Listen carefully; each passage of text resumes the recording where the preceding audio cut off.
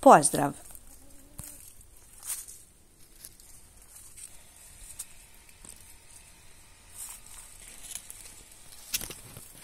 Ako želite ovako rodnu vinovu lozu, morate odraditi pravilno orezivanje.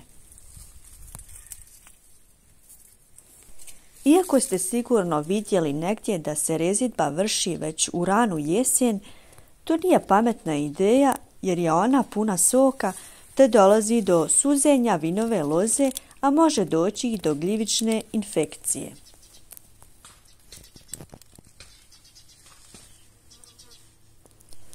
Mi rezidbu radimo krajem decembra kad prestanu kolati sokovi.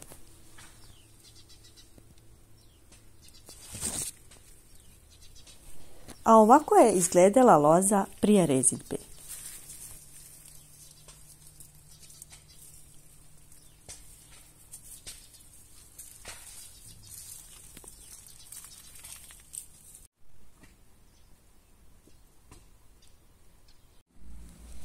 Prije nego krenemo sa rezidbom vinove loze, upoznajmo prvo njene dijelove.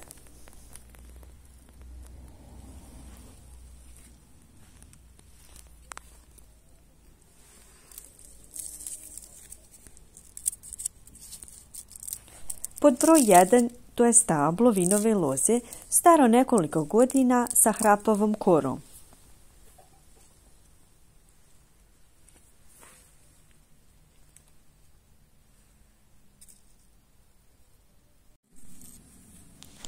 Pod broj 2 su višegodišnji lastari sa hrapavom korom.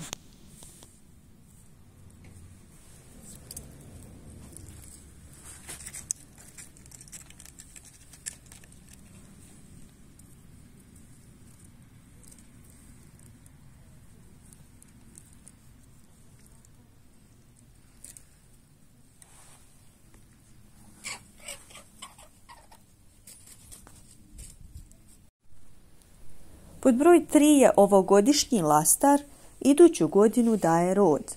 Prepoznajemo ga po crvenkastoj boji kore koja je glatka.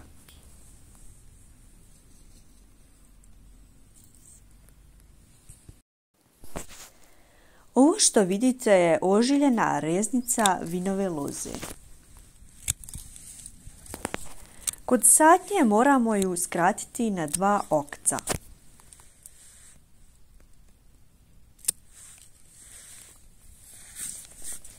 Cilj ovog je da što više u prvoj godini se razvija korijenov sistem.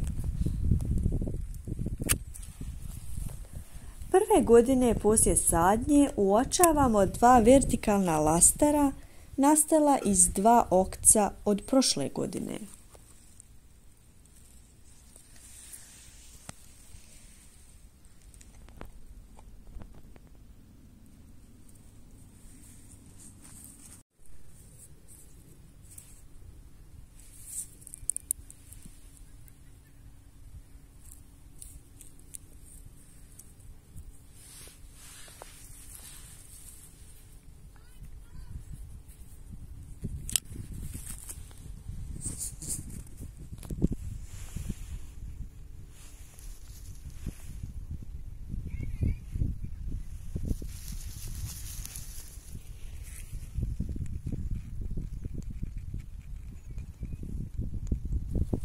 Možda na njima bude i neki bočni lastar.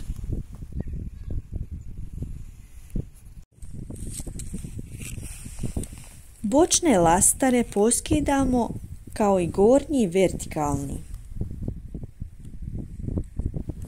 Donji vertikalni ostavljamo i skraćujemo na 2 okca opet.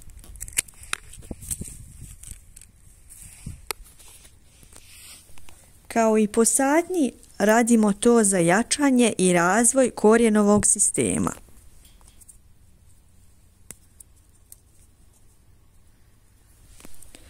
U drugoj godini poslije sadnje gornji lastar se opet uklanja, a donji ostavlja.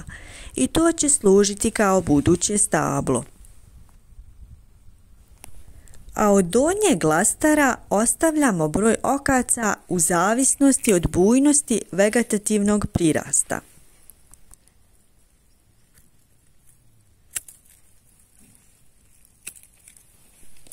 Pri kretanju vegetacija počet će se razvijati lasteri od osnove pa do vršnog okca.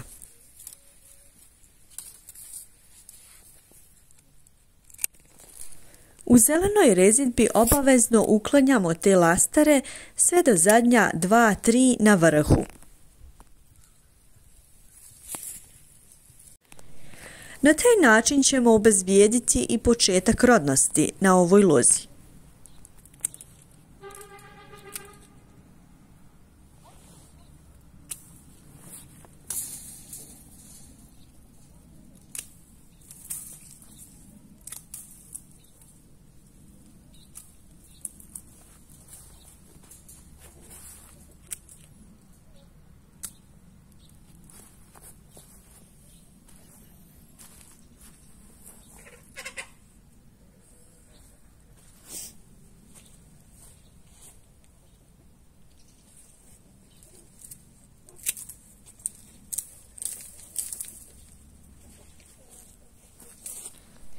Ako je lastar toliko napredovao, možemo formirati luk koji će biti jedna strana kordunice.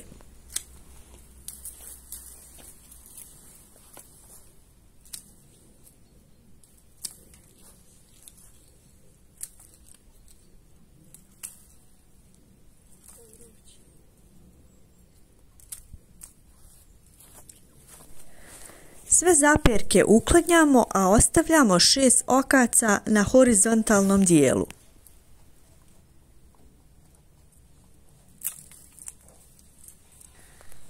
Od vršnog okca gdje se formira jedna strana kordunice, iduće godine dobijamo drugu stranu, dok će na lijevoj se formirati rodni lastari, pa čak od nekih loza i prvi rod.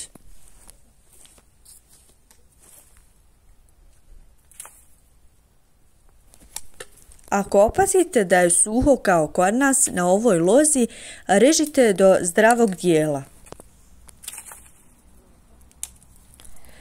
Nažalost, kod druge loze rod ćemo čekati još 2 godine, da bude kao prva loza što je sad. Kordunicu ćemo formirati po vrhu ograde.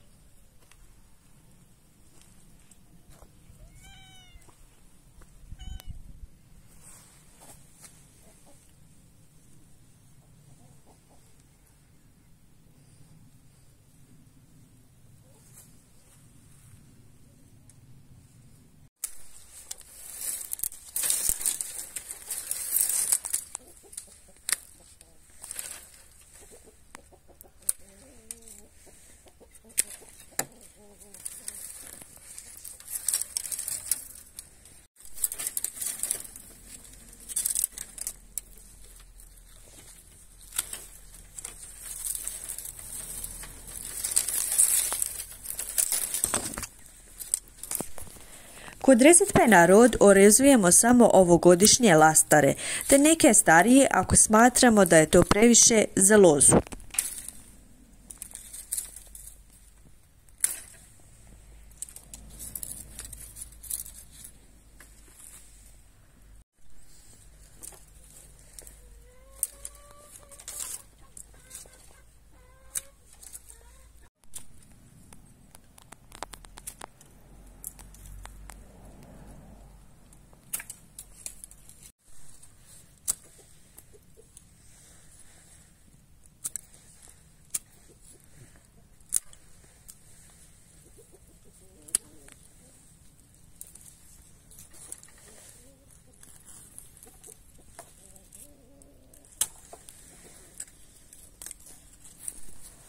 Prvo ćemo skinuti sve suhe lastare, a potom ovogodišnje režemo po trećem okcu.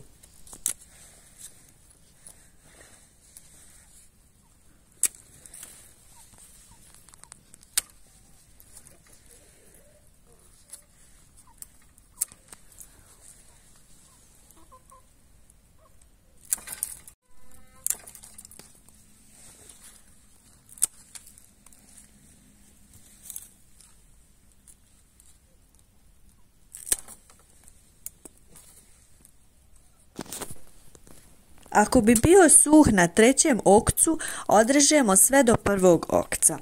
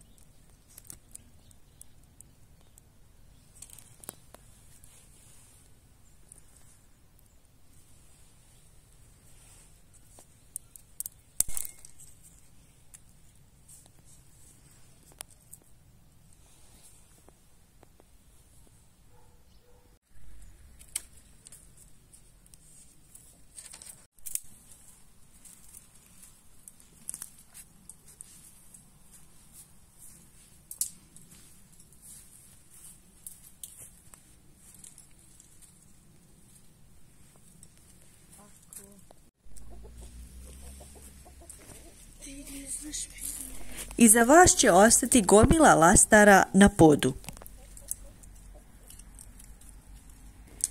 Ovaj uzgojni oblik je pergola i čuvan je na okućnicama. Njegova mana je što vinovoj lozi treba 20 dana duže da dozrije u odnosu na kordunicu. Prednost kordunice je što na ovom uzgojnom obliku vinova loza prije sazrije.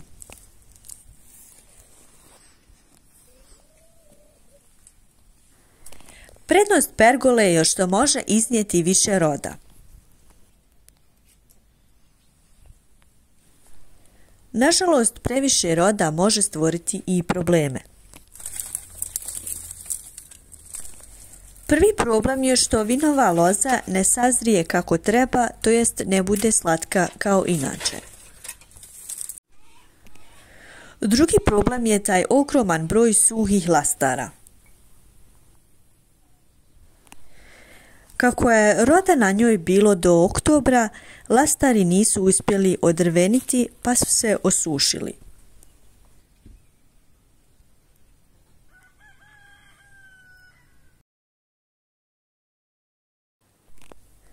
Ove godine sa ovom lozom su se pogostile pčele kao i brojne ptice. I mi smo nešto iskoristili za sok.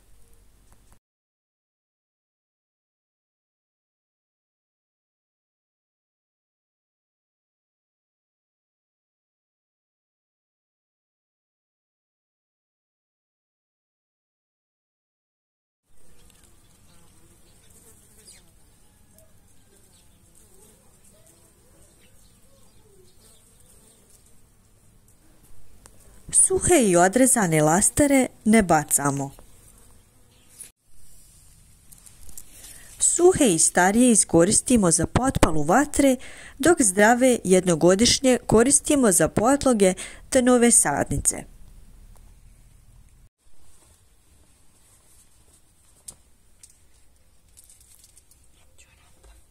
Prije kraja zahvaljujemo se prijatelju Peri na lozama koje ste mogli vidjeti kod rezidbe prve godine poslije sadnje. Nadamo se da ste nešto i naučili. Lijep pozdrav!